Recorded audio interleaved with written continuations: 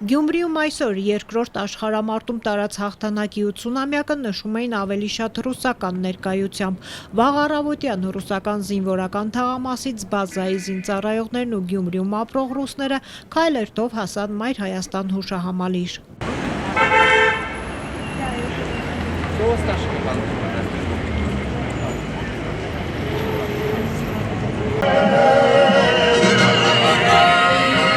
Իսկ այստեղ ռուսական ռազմաբազան ռուսական «Կատյուշա» երգի ներքո զինվորական տեխնիկայի ցուցադրություն էր կազմակերպել։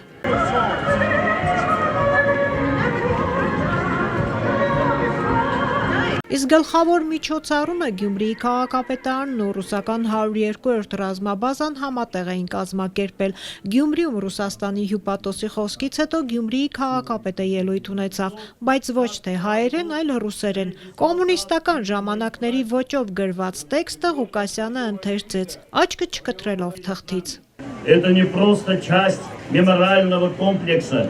это живое сердце нашей истории, это огонь, зажженный подвигом миллионов, и перед ним склоняется не только голова, но и душа каждого из нас. Կոմունիստական կուսակցության թեկնածուի քաղաքապետ ընտրվելուց հետո շատերն էին կատակում, թե Գյումրիում շուտով կոմունիզմ է լինելու։ Իրավապաշտպան Սեյրան Մարտիրոսյանն ասում է, Գյումրիի քաղաքապետը պարտավոր էր հայերեն տեքստ ասել։ Բնականաբար ինքը պետք է հայերեն ելույթ ունենա ու նորից անընդհատ հարկավոր է նայել իրավիճակին ճիշտ դեղ հավաքված բազմությունը ինչ պատրաստ էին ռուսերեն ելույթ լսելու Հայաստան ինքնիշխան Հայաստանի տեղական ինքնակառավարման ղեկավարների մեկի կողմից, թե այն ամբողջը ինչ որ պահանջում է հապտիլնի անպայմանորեն հայերեն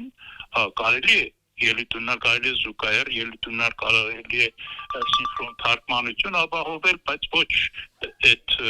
ստերգամիտ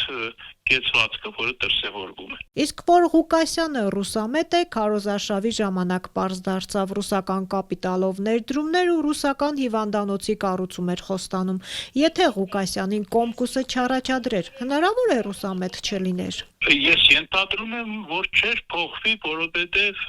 դες օդի մեջ կախված է, զգացվում է, որ այսպես կոչված թափուկ ուժի կիրառմամբ ազդեցությունը ավելացնելու, իսկ ազդեցությունը ավելացնելու ամենահարմար վայրը եւ միջավայրը Գյումրին է, նախևառաջ կապված ռազմաբազայի տեղակայությամբ եւ դրա նշանները կային։ Սեյրան Մարտիրոսյանի կարծիքով դեռ մի քանի շաբաթ առաջ իր երդմնակալությամբ Ղուկասյանն այսօրվա նախանշաններն ցույց դրեց։ Երդմնակալության արարողության ժամանակ հատուկ հրավերով հյուպատոս կամ ռազմաբազայի հրամանատարություն հրավիրել այդ բոլորը այսօրվա նախանշաններն են։ Մարտիրոսյանն ամեն դեպքում մի հարց ունի Վարդան Ղուկասյանի ընտրողներին։ Ընտրողները, ովքեր ընտրել են այդ կոնկրետ